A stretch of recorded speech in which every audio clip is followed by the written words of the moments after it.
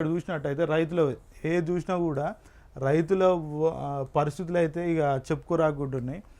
ఇక్కడ చూస్తే ఇంకొక అంశం ఏంటంటే గుండె బరువెక్కిపోతుంది. తడిసిన వడ్లు రైతులకు కడగండ్లు. రేవంత్ అన్న మా దిక్కు చూడవా, ఎవరు మాకు అండ, మొలకెత్తిన ధాన్యాన్ని ఎవరు కొంటారు, రోజుల తరబడి సెంటర్ల దగ్గరే నిరీక్షణ అయిన కానరాని కొనుగోళ్లు. రైతన్నల కన్నీళ్లను తుడిచే నాదుడే లేడు. తడిసిన ధాన్యంతో రైతులు ఆందోళన చెందుతున్నారు. తమను పట్టించుకొని ప్రభుత్వంపై అసహనం వ్యక్తం చేస్తూ రోడ్డెక్కారు. తక్షణం ధాన్యం కొనుగోలు చేయాలని డిమాండ్ చేస్తూ నిరసనలకు దిగారు.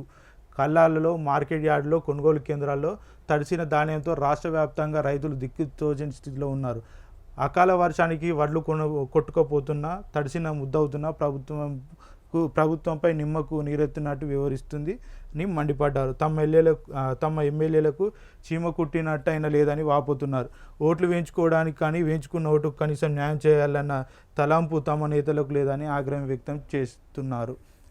ఇక్కడ చూసుకున్నట్టయితే అక్కడ ఉన్న స్థానిక ఎమ్మెల్యేలు కూడా పోయి పట్టించుకునే పరిస్థితులు. ఎందుకంటే వాళ్ళు రుణమాఫీ అడుగుతారో లేకపోతే నష్టపరిహారం అడుగుతారని ఇప్పటి వరకు కూడా ఏ ఎమ్మెల్యే కూడా, ఏ కాన్స్టిట్యూన్సీకి చెందిన ఎమ్మెల్యే కూడా అది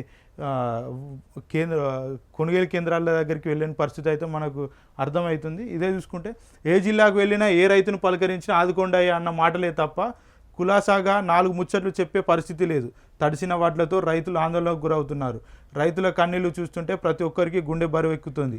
కొనుగోలు కేంద్రాలకు తీసుకొచ్చిన అధికారులు కొనకపోవడంతో నష్టం మరింత ఎక్కువైందని వాపోతున్నారు. నెలలు కష్టపడి పండించిన పంట ఇలా వర్షార్పణ కావడంతో రైతులు తీవ్ర ఆవేదన వ్యక్తం చేస్తున్నారు. అధికారులు కానరాక, ఎమ్మెల్యేలు పట్టించుకోక, ఆదుకునేవారు లేక రైతులు రోడ్డెక్కుతున్నారు.